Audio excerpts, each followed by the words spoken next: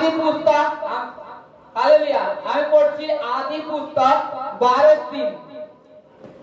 যাহারা তোমাকে আশীর্বাদ করিবে তাহাদিগকে আমি আশীর্বাদ করিব, যে কেউ তোমাকে অভিশাপ দিবে তাহাকে আমি অভিশাপ দিব, এবং তোমাকে ভূমণ্ডলের যাবতীয় গোষ্ঠী আশীর্বাদ প্রাপ্ত হইবে তোমাতে। হালেলুয়া। এখানে কি বলছে? ঈশ্বর সদাপ্রভু আব্রাহামের সাথে একটা নিয়ম করলেন। কি নিয়ম? যে তোমাকে আশীর্বাদ করবে তাকে আমি আশীর্বাদ করব, যে তোমাকে অভিশাপ দেবে আমি তাকে অভিশাপ দেব। কে বলছে এটা? ঈশ্বর বলছে আমার হয়ে, আপনার হয়ে। যে কেহ আজকে আপনাকে অভিশাপ দেয়, যে আপনার জন্য জাদু টোনা করে রাখে, আপনার বাড়ির সামনে কোনো কিছু ক্ষতি করে রাখে, যেটা বলে থাকে জগতে, ঈশ্বর তার বাড়িতে সেটা করবে, আপনার কোনো হানি হতে দেবে না। ঈশ্বরের প্রতিজ্ঞা এটা। আপনাকে কেউ যদি শ্রাপ দেয় সেটা ঈশ্বর উল্টে তার উপরে দেবে।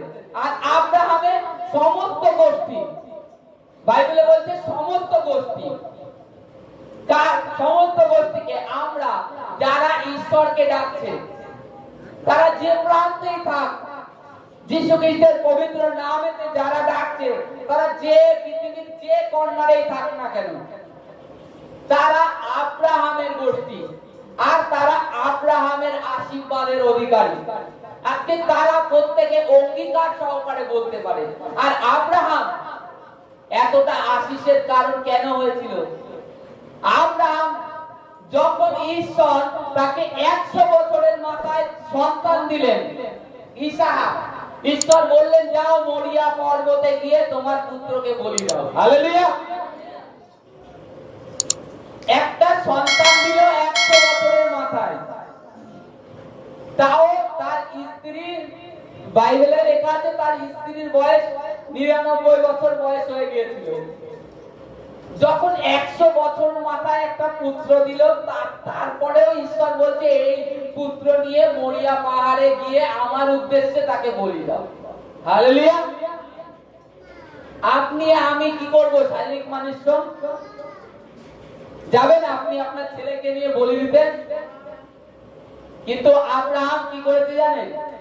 ঈশ্বরের সেই প্রতিজ্ঞাকে স্মরণ করেছে আগে, যে ঈশ্বর বলেছে আমার বংশ আকাশের তারার ন্যায় হবে, সমুদ্রের বালুর ন্যায় হবে। একটা সন্তানের জন্য আমি এত বড় গোষ্ঠী আমি নষ্ট করব না। আমি সারা এরকম সন্তান চাই, সমুদ্রের বালির মতন, আকাশের তারার মতন, যা গোনা যায় না। একটা সন্তানের জন্য যদি আমি এত সন্তান পাই, তবে একটা সন্তানকে আমি দিতে রাজি। সে কি করলো? সঙ্গে সঙ্গে নিয়ে চলে গেল সন্তানকে মরিয়া পর্বতে বলি দেওয়ার জন্য। যখন ঈশ্বর সদাপ্রভু বেদি নির্মাণ করলেন, তার উপরে কাঠ সাজালেন, ছেলে কি জিজ্ঞেস করতে জানেন? যে বাবা, এই যে তুমি হোম করবে, ঈশ্বর সদাপ্রভুর জন্য যজ্ঞ করবে, তা কিছুই তো আনলে না, কি দিয়ে যজ্ঞ করবে? বলছে দেখ না, তুই দেখতে থাক, ঈশ্বর ঠিক জুগিয়ে দেবে। ছেলেকে এই বলছে আর বুঝাচ্ছে। যখন কাঠ সাজানো কমপ্লিট, ঝম করে ছেলের হাত ধরে নিয়ে তাকে বেঁধে নিয়ে শুইয়ে দিল। যে বলছে বাবা তুই দুঃখ করিস না, ঈশ্বর এটাই আমাকে আজ্ঞা দিয়েছে যেন আমি তোকে বলিনি। একটা বাচ্চা যদি, যে ঈশ্বর যে ঈশ্বরকে দেখতে পায় না, যে ঈশ্বরের সাথে খালি কথা হয়, কিন্তু যে পুত্রকে দেখতে পায়, তাকে বলি দিতে বলছে। তখন সে আব্রাহাম কি বললো? তার চোখের থেকে জল পড়লেও ছেলের হাত পা বেঁধে বলি দেওয়ার জন্য রেডি, বলি দেওয়ার জন্য রেডি। তখন ঈশ্বর বলছে আব্রাহাম থামো, তোমার বিশ্বাস আমি দেখেছি, তুমি তোমার পুত্রের থেকেও অধিক আমাকে ভালোবাসো, তুমি তোমার ছেলের থেকেও অধিক আমাকে বেশি ভালোবাসো। তা বলছে ঈশ্বর আমি তো বলি দিতে এসেছি, হোম করতে এসেছি, আমাকে তো বলি দিতেই হবে। তখন ঈশ্বর বলল ঈশ্বর সদাপ্রভু যোগান, যোগায়, যুগিয়ে দেবে। যোগান বলে এই বলে ঈশ্বর চলে গেল। ঝম করে এদিক ওদিক তাকাচ্ছে, তাকাতে তাকাতে দেখে কি একটা হরিণ, আগেকার দিনে এখনো আছে, মরুভূমি অঞ্চলে গেলে দেখা যায় বাবলার ঝাড়, কাটা বন যেগুলো বাবলা গাছ টাইপের, সেই ঝাড়ে একটা শিঙালা হরিণ জড়িয়ে গেছে তার শিং নিয়ে। সেই হরিণকে নিয়ে এসে বলি দেয়, আর সেই পর্বতের নাম হয় ঈশ্বর সদাপ্রভু যোগান। যোগান দেয়, যুগিয়ে দেয়, নাম দিলেন। এই যে আব্রাহামের বিশ্বাস ঈশ্বর সদাপ্রভুর ওপর একনিষ্ঠা, এই কারণের জন্য ঈশ্বর সদাপ্রভু তাকে বহু জাতির পিতা করেছেন। এই কারণের জন্য আব্রাহাম, এই কারণের জন্য আব্রাহাম বহু গোষ্ঠীর পিতা হয়েছে। আর এই কারণের জন্য সমস্ত গোষ্ঠী আব্রাহামে আশীষিত হয়। আব্রাহাম সর্বজাতির পিতা। আর আজকে আব্রাহামকে যে অভিশাপ দেয় তার উপরে উল্টে অভিশাপ আসে। আজকে আপনার উপরে আমার উপরে যে অভিশাপ মন্দ কথা দেয়, সে নিজের জন্য সেটা রেডি করে রেখে দিচ্ছে, তার জন্য তুলে রাখছে। তা আজকে আমরা ঈশ্বরের সন্তান, ঈশ্বরের অনুগ্রহের নিচে, তারপরে আমরা ভীত হয়ে চলতে থাকি, কারণ আমরা ঈশ্বরের বাক্য জানি না।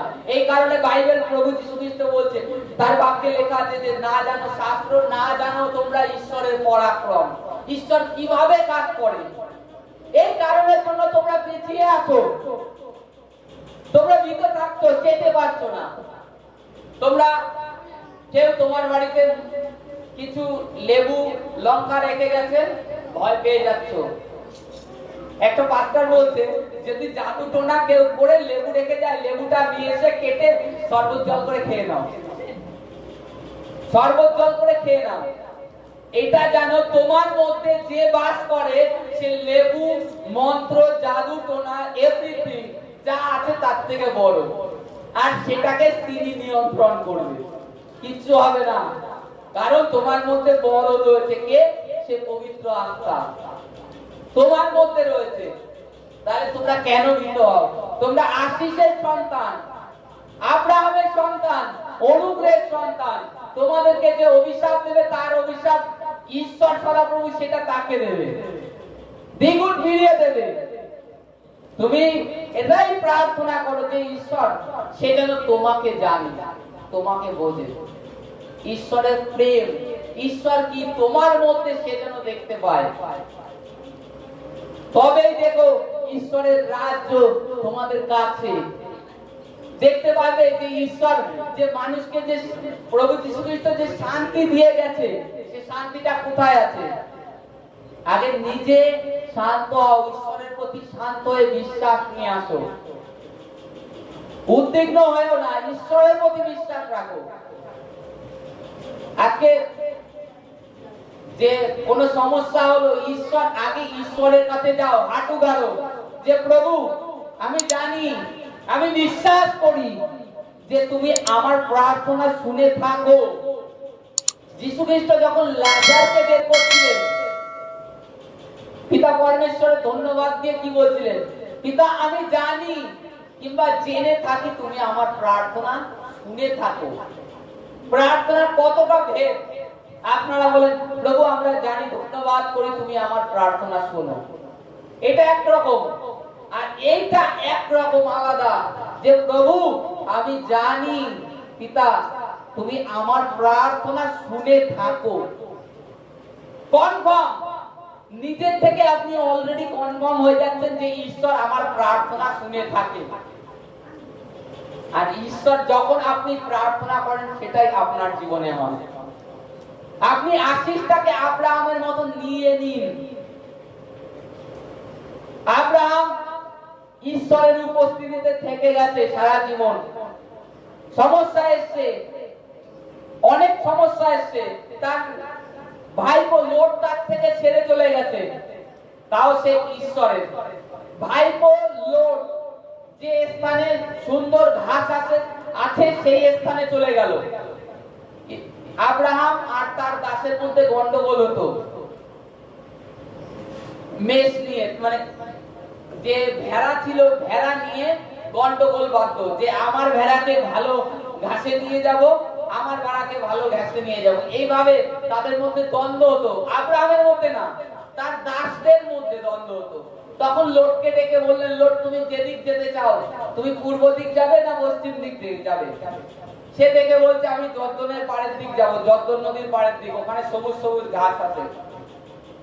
চলে গেল। অথচ আব্রাহাম তার ঠিক উল্টো দিক বলছে, তুমি যেদিক যাবে তার উল্টো দিক আমি যাব, কারণ তোমার লোকে আর আমার লোকে যেন দ্বন্দ্ব না হয়, এতে তোমার মধ্যে আমার মধ্যে যেন শত্রুতা না সৃষ্টি হয়। এই কারণের জন্য তোমার থেকে আমার আলাদা ভালো। লোট তো যাবে না, তাও যেভাবে আব্রাহাম বুঝালেন, কারণ তার মধ্যে ঈশ্বরের জ্ঞান ছিল। এই কারণে বুঝিয়ে সে গেল সবুজ ঘাসের দিকে, আর আব্রাহাম গেল উল্টো মরুভূমির দিকে, যেদিকে কিছু হয় না, কাটা বন, বাবলা বন খালি। আর আব্রাহামকে এত আশীষ করেছিল, যখন বাবলা বনে সেই মরুভূমি অঞ্চলে গেল, সেখানে ঘাস হতে থাকলো। কে করেছে এটা? ঈশ্বর। কারণ আব্রাহামকে আশীষ অলরেডি করে রেখে দিয়েছে যে তুমি যেখানে পা দেবে, যদি মরুভূমি স্থান হয় সেখানে ঘাস বেরোবে। আজকে আপনি আমি তদ্রূপ, যে মরুভূমি স্থানে যান সেখানে ঘাস বেরোবে, যেখানে যার বাঁচার আশা নেই সেখানে সে বাঁচার আশা পাবে। কারণ আপনি আমি সেই ঈশ্বরের সন্তান, সেই আব্রাহামের সন্তান। কারণ ঈশ্বর আমাদের মধ্যে পবিত্র আত্মা দিয়েছে। ঈশ্বর স্বর্গ ছেড়ে পুত্রের মাধ্যমে এই জগতে এসেছে। কারণ কি জানেন? এটাই যে তিনি আমাদেরকে ভালোবাসেন, যে আব্রাহামকে এত আশীষ দিতে পারে যে স্বর্গ ছেড়ে মানুষের মধ্যে বাস করতে আসলেন। তিনি কি আপনার জন্য, আপনার আজকে রোগ হয়েছে আপনাকে সুস্থ করবেন না? আপনাকে দুষ্ট আত্মায় ধরে আছে আপনাকে ছাড়াবেন না? কে ভাবতে পারে এরকম? আমরা আমাদের অনুগ্রহ, আমাদের গ্রেসটা আমরা নিজেরা বঞ্চিত করে রেখে দিয়েছি সামান্য একটু সন্দেহের জন্য। সামান্য একটু সন্দেহ, সামান্য একটু সন্দেহ আমাদের মধ্যে। আমি পারবো তো না, যে দেখি তো যা হয় হবে। প্রভু যিশু বলছে যদি বিশ্বাস করো তবেই মহিমা দেখতে পাবে, আর পুরো বিশ্বাস করো। আব্রাহামকে আশীর্বাদ করেছে, তোমাকেও আশীর্বাদ করে রেখে দিয়েছে। এখানে নিচে লেখা আছে 3 যে এবং তোমাতে ভূমণ্ডলের যাবতীয় গোষ্ঠী আশীর্বাদ প্রাপ্ত হবে। যাবতীয় গোষ্ঠী তোমার মাধ্যমে, আব্রাহামের মাধ্যমে আজকে আমরা আশীর্বাদ হয়েছি, ব্লেস হয়েছি। আর আব্রাহামকে জাগতি মানে সর্বগোষ্ঠীর পিতা করেছে ঈশ্বর, পিতা করে রেখে দিয়েছে। আর আজকে আমরা তার সন্তান, সেই ঈশ্বরের সন্তান। তার মানে ঈশ্বর কতটা ভালোবাসেন যে স্বর্গ ছেড়ে আসলেন। পুরাণ যদি আব্রাহামের সময় দেখি, সে সময় কিন্তু ঈশ্বর আসেনি, মানুষ রূপে আসেনি, কিন্তু তারপরে এসেছে। আব্রাহাম কিন্তু পবিত্র আত্মার সম্বন্ধেই জানতো না, কিন্তু আমরা জানি পবিত্র আত্মা কি। পবিত্র আত্মা যখন আসে একজন মানুষকে, যেরকম কামার হাতুড়ি মেরে মেরে তৈরি করে, জানি যে কোনো, মনে করুন একটা কাঁচি বানাবে, একটা সোজা রড, সেটাকে কতবার পুড়িয়ে কতবার তাকে সেই আকারে আনতে হয়, এটা কি আমরা জানি? আজকে ঈশ্বর সদাপ্রভু আমাদের জীবনে রোগ ব্যাধি দেন না, কিন্তু আমাদেরকে একটু একটু করে কামারের মতো তৈরি করেন। কামারের মতো ধীরে ধীরে তৈরি করে লাস্টে একটা শেপে নিয়ে আসেন, দা কিংবা বটির আকার দিয়ে দেন। তদ্রূপ পবিত্র আত্মাও দিন দিন আমাদেরকে একটা আকার দেন ধীরে ধীরে, কিন্তু আপনার থেকে চলে যান না, কখনোর জন্য নয়। কারণ তিনি দিয়েছেন সহায়ক, সেই সহায়ক যদি ছেড়ে চলে যায়, তাহলে কে আপনাকে সোজা করবে, কে আপনাকে আকার দেবে? আর বাইবেলে লেখা আছে আদিতে অলরেডি ঈশ্বর আমাদেরকে মনোনীত করে রেখে দিয়েছেন আত্মায়, সুচিতায়, পরিত্রাণের নিমিত্ত। ঈশ্বর অলরেডি আমাদের মায়ের গর্ভের থেকে মনোনীত করে রেখে দিয়েছে। এবার আপনি আপনার ইচ্ছা, বাইবেল এটাই বলে যে ঈশ্বর আমাদেরকে ফ্রি উইল দিয়েছে, ভালো মন্দ বাঁচার ক্ষমতা দিয়েছে। যখন আমরা বাজারে গিয়ে যে কোনো খাদ্য সামগ্রী কিংবা যা কিছু আমাদের পরনের পোশাক হোক, যদি জামা কাপড় কিনতে যাই, কখনো আমরা ফুটো গেঞ্জি কিনবো যে একটা ফুটো আছে, একটা টমেটো পচা, সেটা কি নেব? নেব না। আলু পচা নেব? মাছ সেটাও নেব না।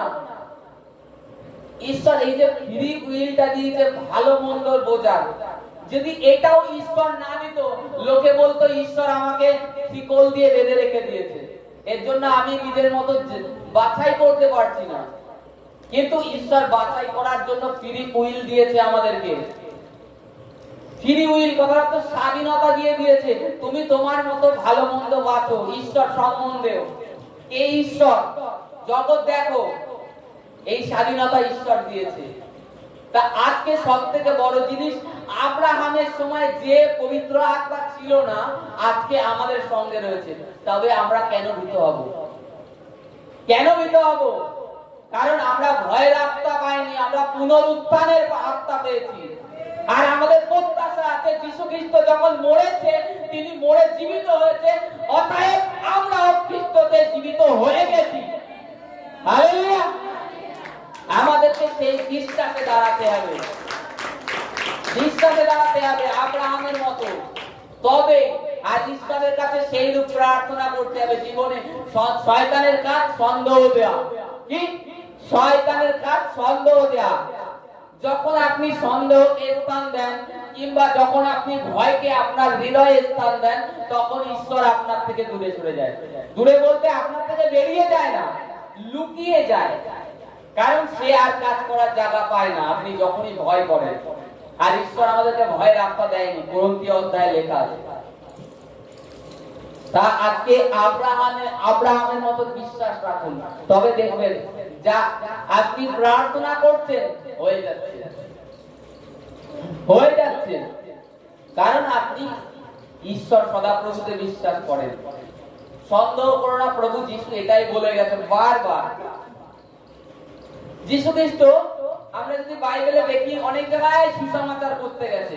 যখন নিজের গ্রামে গিয়েছে, অন্য গ্রামে গিয়ে অনেক লোক সুস্থ হয়ে গেছে। অথচ নিজের গ্রামে যখন এসছে, তখন বলছে, কেউ কেউ বলছে এ কি মরিয়ামের সেই পুত্র নয়, আবার কেউ কেউ বলছে এ কি যোসেফের পুত্র নয়, আবার কেউ বলছে এর ভ্রাতা কিংবা বোনরা আমার এখানে নেই।